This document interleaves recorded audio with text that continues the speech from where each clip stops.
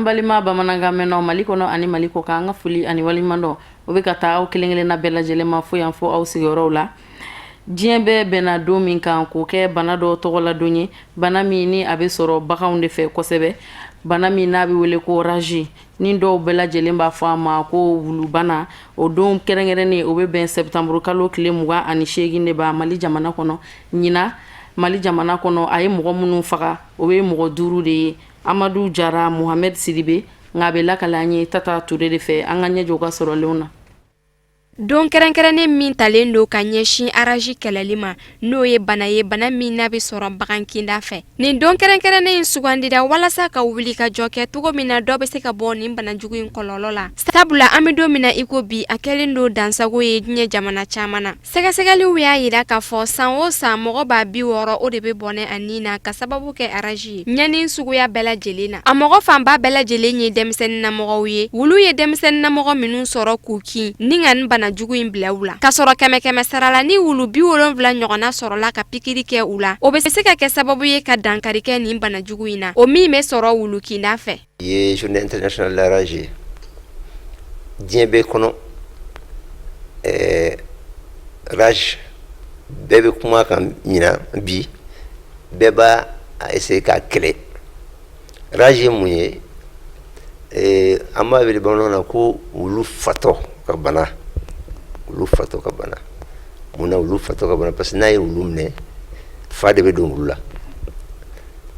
Ni o wulu kelen n'a ye maanifin kin o fa kelen de bɛ don a tigi la. Fa tigi bɛ sa. N'a bana wulila fɛ furakɛli t'a la. Saya de y'a laban ye. Donc o de kosɔn bi journée mondiale de la rage la anw ka hamina ko ye min ye vétérinaires ani médecins an bɛɛ de engagé don pour que ka se ka o bana in k'a kɛlɛ et k'a bɔ Mali kɔnɔ ni Ala y'an dɛmɛ. Donc o de y'an ka hamina ko ye bi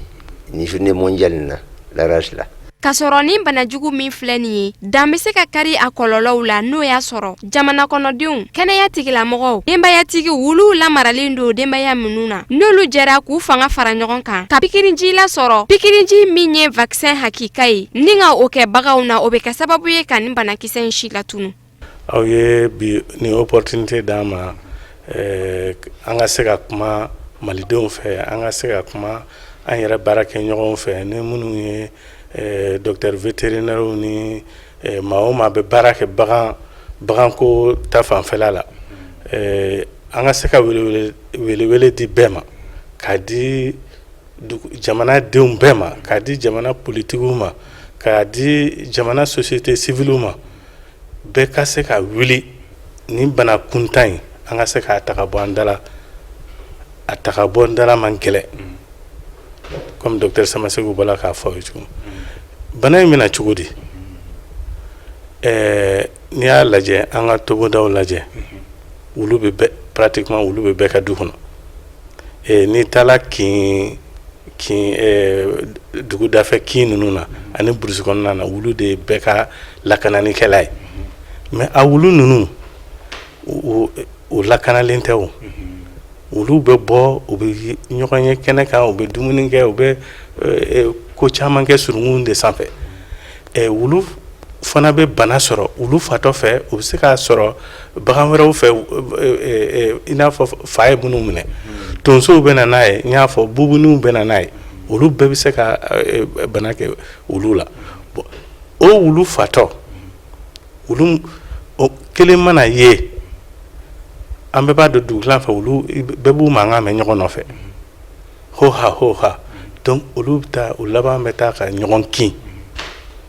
e ka wulu b'i ka so e hakilila ko fɛn t'o la o b'a sɔrɔ ani jelida donna ka bɔ fajiri yala la bana i t'a dɔn yɛrɛ ko bana b'a la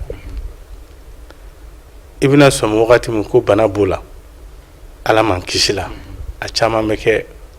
wulu a bɛ kɛ dɔnbala fili ye a b'i dogo fɔlɔ après a bɛ bɔ la a bɛ bin ka mɔgɔw attaqué a tɛ mɔgɔ dɔn tugun a bɛ kɛ i b'a fɔ ko a fiyɛntɔ don a mana fɛn o fɛn lamaga a bɛ boli a nɔfɛ a b'a kin a b'a a da fa la ka tɛmɛ ne balimakɛ aw yɛrɛ k'o lajɛ a caman na mɔgɔw bɛ kɛ an b'a fɔ ko ko wulu y'a paron dɔrɔn ka tɛmɛ ko karisa ka wulu y'a paron ka tɛmɛ et finalement a ka ca Ala fɛ an yɛrɛ t'a dɔn wulu mun yɛrɛ don o den bɛ to ten bana bila wula fɛ wagati min na dɔrɔn an bɛ boli k'an bɛ dɔgɔtɔrɔso ma sɛgɛrɛ mais trop tard don parce que docteur y'a fɔ aw ye cogo min ni bana wulila ka ban fura t'a la saya don n b'a f'i ɲɛna kana adamaden satɔ ye ni wulu fa bana ye fɛn jugu don dɛ Ala kana si ɲɛ d'a kan. Docteur minnu bɛ yen nɔ n'u ka baara ɲɛsinnen don bagan furakɛ ma olu kɛlen don ka wulikajɔ boloda kosɛbɛ ka fara Mali fanga tigilamɔgɔw kan walasa ka nin bana jugu in si latunu nka o tɛ se ka kɛ fiyewu fo ka kɛ ni kodɔnbagaw ka lajɛrɛ ye walasa u ka kuma nin bana in juguya kan an ka jamana kɔnɔ ani ka ladilikanw di sanga ani wagati jamana kɔnɔdenw ma u ka sokɔnɔ baganw vacciner san kɔnɔ siɲɛ kelen n'o ye pikiriji kɛli ye baganw na bagan minnu bɛ mara la du kɔnɔnaw la. Ka sanga ni wulubana n'o ye wulufa ye o tɔgɔla don kɛrɛnkɛrɛnnen kɛlɛli la Mali maa ɲɛmaw fana ma sɔn ka to kɔ u bɛ kunnafoni di kɛnɛw sigi sen kan walasa bana in ka se ka sidɔn Mali jamana kɔnɔdenw fɛ cogoya min na an bɛ se k'an yɛrɛ tanga bana in ma kunnafonidilaw olu fana b'u seko damayira k'a ko la Mali maa ɲɛmaw ani Mali population yɛrɛ olu ka hakilina ye min ye bana in kun kan u ye faamuya minnu sɔrɔ o la Amadu Jara ani Mohamed Sidibe olu ka dugu kɔnɔ munumunu salo fɛ an ka jɛ an k'o lajɛ. An b'a fɔ an balima bɛɛ lajɛlen mɔgɔ mɔgɔ n'i bɛ wulu mara i ka so i k'i ka wulu lakɔlɔsi kosɛbɛ ka to ka taa n'a ye dɔgɔtɔrɔso la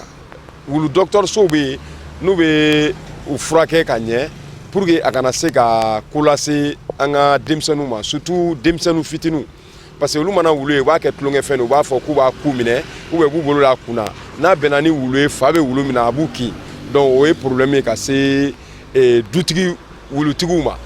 Donc nga kuma lawan bɛna kɛ bɛɛ ka hakili to i ka wulu la ka to ka taa n'a ye furakɛli yɔrɔ la wuluso la. Bon hakilina min bɛ ne la wulu fatoko la a bɛ minnu bɛ wulu mara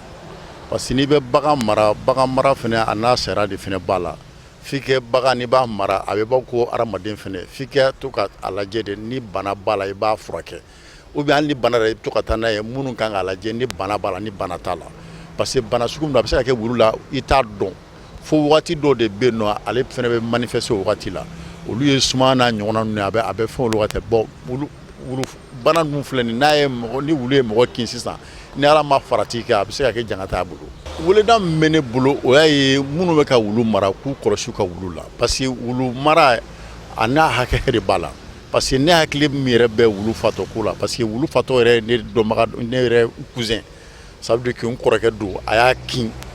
a ma se ka bɔ wulu fatɔ kin na parce que o kɛra sata ye parce que fura kɛra la cogo a ma se ka kɛnɛya bon o de kama ne yɛrɛ mana wulu fatɔ yɛrɛ ne yɛrɛ bɛ siran mana wulu yɛrɛ ne bɛ siran bon o tɛ foyi ye fo an yɛrɛ k'an janto an bɛ bagan mun mara fo an ka to k'a lajɛ n'an bɛ se ka fura mun k'u la pour que o bɛ se ka kɛnɛya cogoya min na. Wulu mara ye fɛn ye an bɛ wulu mara wulu ye mɔgɔninfin jɛɲɔgɔn ye depuis Ala ye diɲɛ da mais wulu ye fɛn dɔ fana ye ani kɛnɛya ka kan ani lasago ka kan ani ladamu ka kan. Wulu kan ka siri d'abord so sufɛ k'a bila mais o t'a bɔ mais sufɛ n'i ye wulu bila zon ye tiɲɛ mais n'a ye zon kin n'a sɔrɔ fa bɛ wulu la o zon bɛ se ka sa a bɛ se ka fa bila mɔgɔ wɛrɛ la donc wulu marali i m'a vacciner a bɛ se ka kɛ wulu fatɔ ye wulu fatɔ fa in bɛ se ka don wulu la a bɛ se ka don bagan wɛrɛ la han bagan dɔw bɛ yen minnu bɛ fa di mɔgɔ ma min tɛ wulu ye bagan min bɛ se ka fa bila mɔgɔ la a ka kinda o ye i n'a fɔ tozo hali jakuma bɛ se ka fa bila mɔgɔ la si n'a sɔrɔ bagan in ni fa dɔ la a bɛ se ka buna adamaden kin n'a y'i kin i bɛ se ka fa n'i ye fa minɛ i bɛ sa n'i ma prise en charge c'est à dire ka taa dɔgɔtɔrɔso la joona n'o de ma kɛ joona fa in tɛ se ka éviter la a tigi bɛ kɛ i ko fatɔ a bɛ daji kanga bɔ a bɛ dugumakolo siɲɛ ne delila ka fatɔ ye o delila ka mɔgɔ ye wulu ye min kin ni a bɛla ka nin baara ninnu kɛ fa hinɛ b'i minɛ donc o ye fɛn ye an kisi a ma o de ka ɲi vaccination jango ko gɛlɛn tɛ wari caman tɛ weleweleda min bɛ ne ma ka s'a ma n'i ye wulu kabi i bɛ wuludenni ta don min i bɛ se vétérinaire ma karisa ne ye wuludenni ta n k'an ka mun kɛ a bɛ carnet f'i ye i bɛ carnet kɛ wulu photo bɛ ta o bɛ genge carnet na wuludenni photo bɛ ta ni wulu balikola photo bɛ ta a bɛ kɛ carnet na waati waati i bɛ na i bɛ wulu bolo ci wulu ka boloci ye wajibi ye n b'o fɔ fasoden bɛɛ jango duguba kɔnɔ a ko ka gɛlɛn kosɛbɛ parce que mɔgɔw ka ca. Olu ka cɛnni kɛ n'o ye an ye baganw ka cɛnni kɛ n'o ye tiɲɛ na a furakɛli ka d'an ye pour que an ka denmisɛnninw bɛ se ka kisi cogo min na an b'a ɲini an baw n'an faw fɛ n'an sɔrɔ wulu fatɔ min ni banabagatɔ bɛ mɔgɔ min bolo so kɔnɔ ou bien n'a b'i bolo so kɔnɔ ko fura tɛ k'a la i k'i gɛlɛya ka fura k'a la mun bɛ se k'a kisi banajugu ninnu tɔɔrɔ ma n'a bɛ mɔgɔ bolo so kɔnɔna na i k'i gɛlɛya i ka pikiri k'u la i k'u yɔrɔ ɲini i k'u furakɛ. Journée mondiale de la lutte contre la rage est faite parce que elle va permettre beka don k'a fɔ déjà rage est mun et que mɔgɔw kan ka u yɛrɛ lakana cogo min na a ko la ladilikan min bɛ ne bolo k'a fɔ c'est que mɔgɔw ka vétérinaire a bɛ fɔ mun ma ko bagan furakɛlaw mɔgɔw ka bɛɛ ka ni bagan b'i ka so bɛɛ ka o dɔ ɲini k'a bila i bolokɔrɔ mun bɛ se k'i ka baganw kɔlɔsi kuma bɛɛ don o don parce que effectivement ni o bɛ yen nɔ o bɛ se ka bana caman bali surtout bagan minnu fɛnɛ don u bɛ sokɔnɔna de la donc ni olu disposition talen nɔ a bɛ se ka caman bɔ rage la. Donc an ka wulu minnu bɛ yala an ka carré kɔnɔnaw la ani wulu minnu bɛ yen nɔ ni contrôle t'u kan donc wulu dɔw bɛ yen olu b'an ka sokɔnɔna na minnu bɛ yen nɔ n'an b'olu lamara donc contrôle bɛ se ka k'olu kan dɔɔni parce que ni mɔgɔ la faamuyara k'a fɔ ko wulu ninnu kan ka taa furakɛli yɔrɔ de la pikiri dɔw bɛ yen nɔ minnu kan ka k'u la pour que bana ninnu kana yɛlɛma adamaden fɛ mais wulu minnu bɛ kɛnɛmana la je pense que olu y'an ka autorité an ka faamaw ka responsabilité olu fana ka se ka u ka responsabilité ta o fana niveau la pour que o wulu ninnu fana ka se ka lakana u kana na se ka bana ninnu yɛlɛma mɔgɔw fɛ donc komi bi diɲɛ tɔnba tɔgɔ la bi y'a donba ye a commémoration ye donc il faut que an bɛɛ ka se ka hakilila jagabɔ a ko kan pour que a fɛn ka se ka kunbɛn a kana kɛ se ka dankari adamadenya taabolo la. Ayiwa an bɛ tasibila kɛ mɔgɔ ye bana in kɛra mɔgɔ minnu sata ye ala ka anw yɛrɛ kisi bana in tɔɔrɔ ma. Mali jamana kɔnɔ bamanci mɔgɔ min n'a bɛ wele Alfagi Almadi ni a nɔyira bamanciya wale caman na Mali jamana kɔnɔ a ka kiri tigɛra diɲɛ selege naani kiri bulon fɛ n'o ye CPI ye tarata don a ɲangira san 9 de kaso la Tata Ture a bɛ walawalali k'an ye an ka ɲɛ jɔ a ka dantigɛliw la.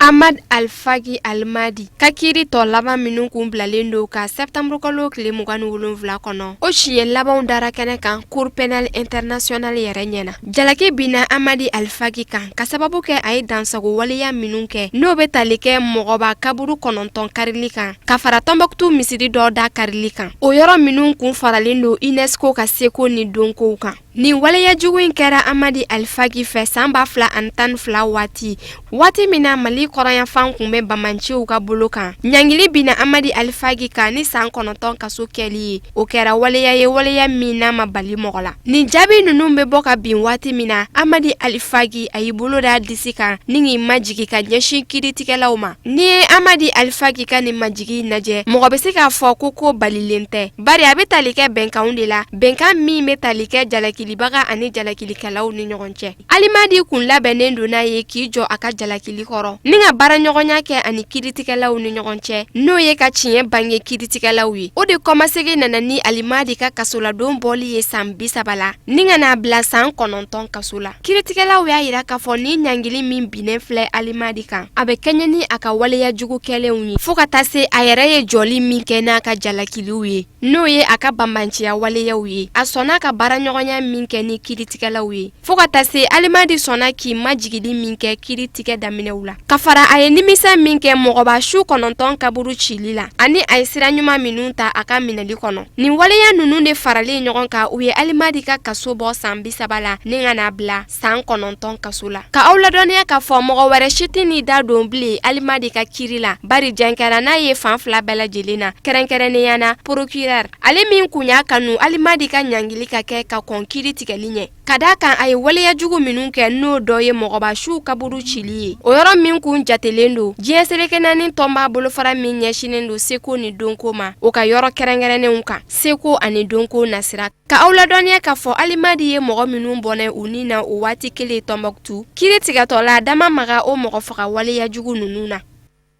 Sani an ka don diɲɛ fan wɛrɛ kibaruyaw la sɔrɔli la an b'an don kan kɛ ni Gabon jamana de ye bi tile 4 o tɛmɛnen kɔfɛ Gabon jamanakuntigi sigilen kɔfɛ Ali Bongo Ondiba jamana ɲɛmɔgɔya la kokura a yɛrɛ nɔnabila la tarata tɛmɛnen a y'i kalen k'i siɲɛ Gabon jamana kɔnɔdenw ye san 7 jamanakuntigiya la tuguni an ka jɛ an k'o sɔrɔlenw lajɛ.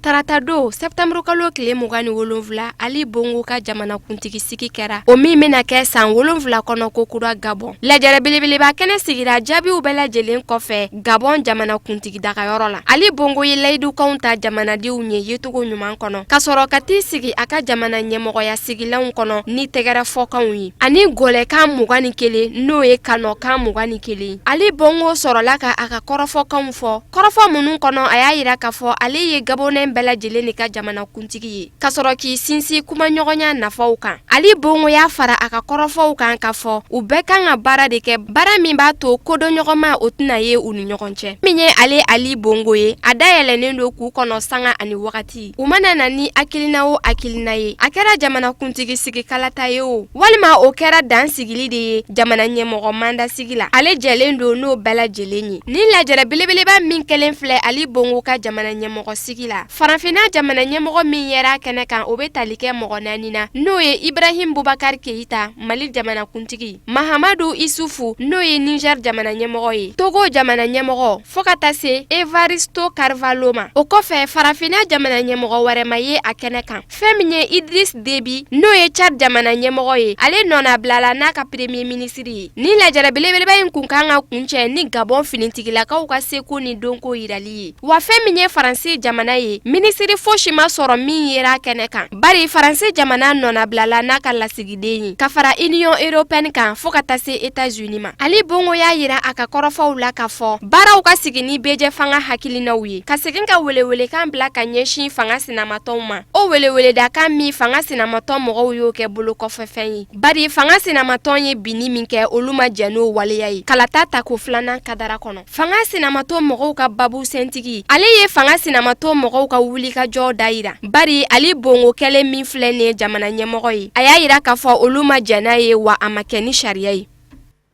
Gabon de b'an sɛnsɛn ka diɲɛ fan wɛrɛ kibaruyaw lasɔrɔ Usmane Sogore a bɛ walawalali k'an ye an k'an ɲɛ jɔ a ka bi sɔrɔlenw na. Nin ye a san 7 ye Laginɛ Konakiri kɔnɔ finitigilakaw ani lakanatigilamaaw u dɔmabɔ dɔ la u taamana alamadenw jeli la lajɛrɛ dɔ senfɛ min kɛra stade du 28 septembre kɔnɔ bɛn ɲinitɔ u fɛ Laginɛ faaba kɔnɔ Konakiri kabini o kasara in kɛ don septembre kalo tile 28 ka taa se a dugujɛw ma kunnafoni diso RFI a sera ka diɲɛma ladɔnniya ko minnu kɛra nin dolanciyɔrɔ in na ani a sera ka maa caman fɛnɛ ka kumakanw sɔrɔ kɛrɛnkɛrɛnnenya la politigima dɔw ka se Musa Dadis Kamara ma o doni kama ale mun kun ye finitigilakaw ka ɲɛma ye ni arabadonya in na septembre kalo tile 28 o bɛ bɛn Laginɛka foroba kalafili référendum a sankunbɛn ɲɛnajɛw ma o mun senfɛ Laginɛma sɔn général de Gaulle bolo san 1950 waatiw la maa caman de bɛ yen bi minnu bɛ k'u kunda o dolanci yɔrɔ kelen in kan ka kɛ ni fanga sinamatɔnw ka wele opposition fanga sinamatɔnw ko wele in senfɛ u bɛ fɛ k'u ka banni de yira ni Musa Dadis Kamara kanbɔli ye jamana ɲɛmɔgɔ ɲini kalataw senfɛ nka sira kɔni tigɛra fanga sinamatɔnw kanuba caman na finitigilakaw fɛ an b'aw ladɔnniya k'a fɔ maa caman kɔni bɔnɛna u niw na minnu ta kun ye ka taa fanga sinamatɔn ka wele jaabi nka u sera ka ta don lakanatigilamaaw dagayɔrɔ 2 la nin ko in kɔni kelen don ni kabakow de ka kɛɲɛ ni a gɛlɛyaw ye sabula fanga sinamatɔn kanubaw caman bɛ minnu sera ka don dolanciyɔrɔ in na a dɔw bɛ ka seli dɔw bɛ ka dɔnkili da wa fo dɔw yɛrɛ bɛ dɔn na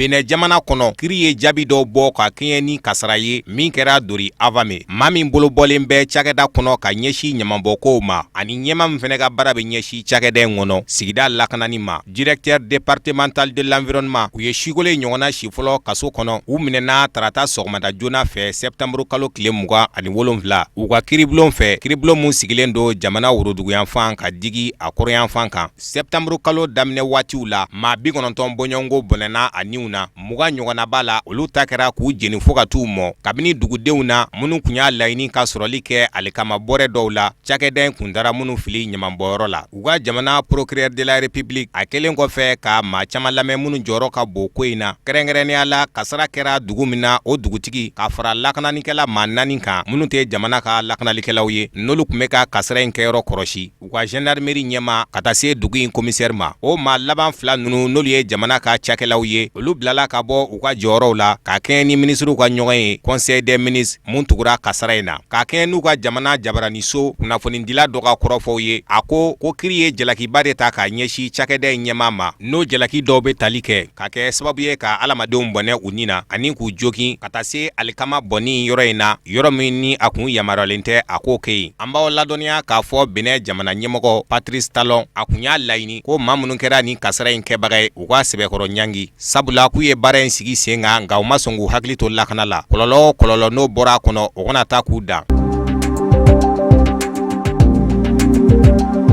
Egypte jamana kɔnɔ u ka lakana tigilamaw polisiw u ye bolo kɛ kuluntigi la kuluntigi min kun bɛ ka tungalataw ɲu a ka kulun na k'a kunda n'u ye Itali jamana kan o mun senfɛ maa 100 ani maa 68 bɛɛ lajɛlen balatora ka kɛɲɛ ni kunnafoni ye min sɔrɔla ka bɔ maaw yɔrɔ la maa minnu kisira ka bɔ kasara in senfɛ u y'a yira ko tungalatagala maa 450 o de kun bɛ kuli in kɔnɔ waati min na a dafirila ni maaw ye yɔrɔ la n'a bɛ Egypte jamana kɔnɔ n'a bɛ wele ko Rosette kiri ka fɔla ko kuluntigi bɛ se ka jalaki ni alamaden suɲɛli ye ani ka kɛ sababu ye ka alamadenw bɔnɛ u ni na mun ma lawuli a kama. Egypte jamana tajibɔyɔrɔ dɔ u ka kulun kɛrɛnkɛrɛnnen an'u ka maa kɛrɛnkɛrɛnnen dɔw bɛ ka ɲinini boloda ka sira kɛyɔrɔ in na Egypte ba kan walasa u ka se ka dɛmɛ don kulun tununnen ma. U ka minisiriso min ka baara bɛ ɲɛsi kɛnɛya sabatili ma ani finitigilakaw ka koɲɛ ministère de la santé et l'armée u y'a yira ko maa 100 ani maa 68 olu bɛɛ lajɛlen su yira nka maa 163 dɛmɛ sira ka don olu ma mun kɛra sababu ye k'olu kisi. An b'aw ladɔnniya k'a fɔ diɲɛ seleke 4 tɔnba a ka bolofara bɛ ɲɛsin tungalataga kow ma. L'Organisation internationale pour les migrations OIM ale y'a yira ko maa minnu tora kasara in na a fan caman ye Egypte ka denw ye Sudankaw b'u la Eritrekaw b'u la Sirikaw b'u la ani Ethiopie ka kelen.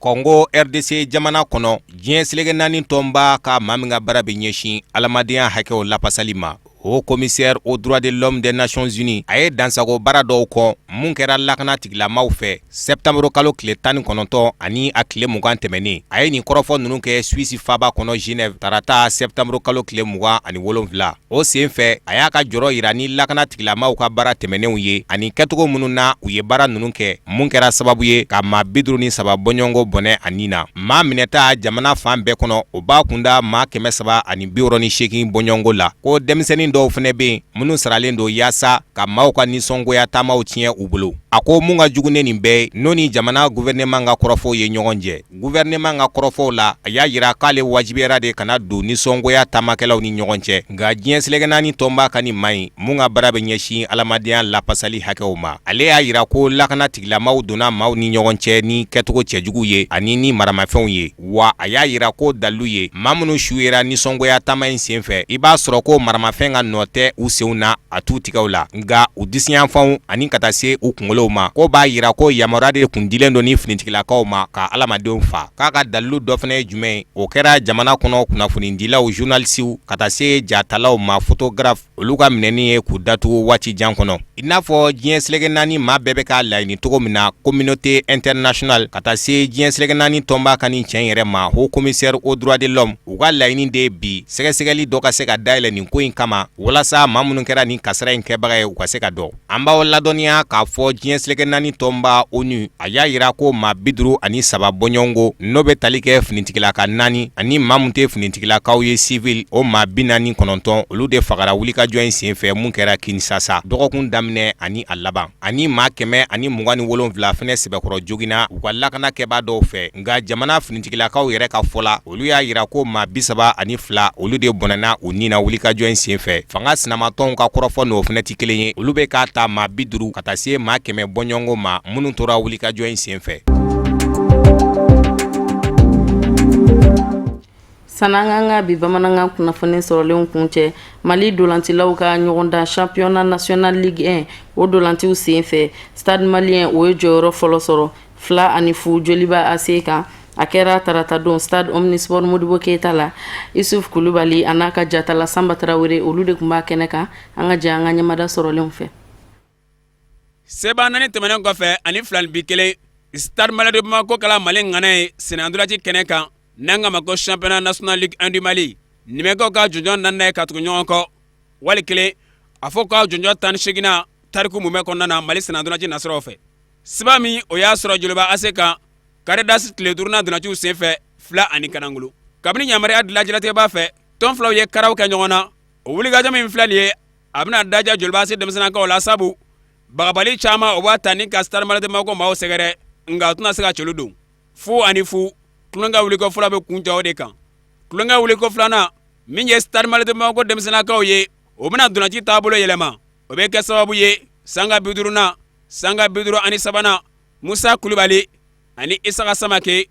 u bɛna bagabagaliw caman ta ni ka Joliba AC ka daga sɛgɛrɛ an bɛ to sigi la fo sanga 71 na Musa Koye Jalo ale min bɔra ni ka jɔyɔrɔ di Nji Abdulaye Samake ma o bɛna na wulikajɔ kɛ ni ka kɛ sababu ye ka stade malien de Bamako ka coli fɔlɔ don o bɛ kɛ sanga 79nan kɔnɔna na 1 kanangolo ka taa stade kanu na waati min na Joliba AC maaw bɛna fɔ ko bɛ wulikajɔ kɛ k'a fɔ u bɛ taa tasira kɛ stade denmisɛnnakaw bɛna na fɔnkɔ dɔ sɔrɔ fɔnkɔ min sen fɛ Mamadou Kulubali bɛ taa colu dafa 2 la Nji Abdulaye Samake ka donnadilon dɔ sen fɛ 2 kanangolo kulonkɛ bɛ kun cɛ o de kan. N'i ye bi bɔlɔntan ta k'a daminɛ fo ka na se stade na bi don moment min na Joliba de match dominé sur tous les plans aw bɛ se ka confirmer vous êtes journaliste mais même une fois alsa ala ka Mali bɔlɔntan ta ɲɛ alsa ala ka tiɲɛ wolo Mali bɔlɔntan kɔnɔ des situations comme ça alsa ala ka tiɲɛ ban donc n bɛ se ka mun fɔ Joliba supporters ɲɛna ni ne tun ye bɔlɔntanaw dan ye bi parce que n'i y'a ta k'a lajɛ équipe Joliba effectif équipe mun y'a daminɛ o équipe tɛ nin ye ni équipe kura de Joliba fɛ Joliba ye joueur tant de perdu saison kɔnɔna la hali n'i y'a kɛ Real Madrid ye a bɛ problème sɔrɔ mais Joliba sera ka maintenir championnat phase retour la ka na se fo bi ma. Je sais qu'il faut tout comme parce qu'en tout au moins qu'à gagner pour qu'au moins ça me c'est qu'à gagner premier là. Mais malheureusement ça n'a pas été fait parce que réellement j'ai dit simplement qu'en deuxième mi-temps je pense qu'on a senti un peu la fatigue du côté des joueurs. Mais ça n'explique pas tout parce que réellement les bons temps vous restez concentré durant 90 minutes et je pense qu'au dernier pré-but dont on l'a dit réellement il n'y avait pas de marquage et à ce niveau tu ne peux pas te permettre ça. Je pense qu'à un moment donné ça nous a manqué et on paye cash. Ouais. Volontaire est fait volontaire est sérieux et l'entraîneur veut conseiller mon dima il faut que le respecter. N'a depuis Mourlen na fo na sisi sama ay baramunge ne bolo na fa ira biri et puis na fa nganga e biri surtout ay équipe mi rachi Joliba isa beba do amachi manoko ima match kele me ko fe mo belangira champion de bissan volontaire bara doron do volontaire ne fait volontaire bana mi yorom bi mi folie ke encadrement comité directeur min darana kanta pour que mi siga laban nya chien flanay kolomina sami nyake ni fana nana nyake alhamdulillah rabbil alamin baraka alay mi baraka da ubey ka baraka supporter ka baraka nga famille yere qui a souffert nteru mo yin deme ni baraka kona ama no al fitini sanit le lama tulongo che stade malade Bamako avec Mali ngana e shenta ani shegna tariku kono wali kele afo shenane na ninga tugu nyonko ore ato sotiba demsena ko mnata Mali jorofa Ligue des champions de club africain Kaneka. Asral wati kelena, ale fina se basro 11 cratère de nyarla kan, kele ani kalangolo au classe stade 26 mars konnana. Obeke sabie, Asral be jora flana mena Joliba asela, Joliba se rebiti yere sura jora savana ni kuruduruye. Mie 11 cratère ale be tatlonga kunja jora nanana. An nasro ngana dona kaban, ngamie jora flagera ye kata compétition africaine Kaneka, urut longa obesena. O de bɛ dan sigi an ka bi bamanankan kunnafoni sɔrɔlenw na minnu sera ka fara ɲɔgɔn kan kunnafonidiso ɲɛmɔgɔyaso fɛ ka bɛn ni kuma ye k'a lase aw ma o de ye nin aw ni cɛ aw ka ɲamadali la aw k'an bɛ sini ni ala sɔnna ma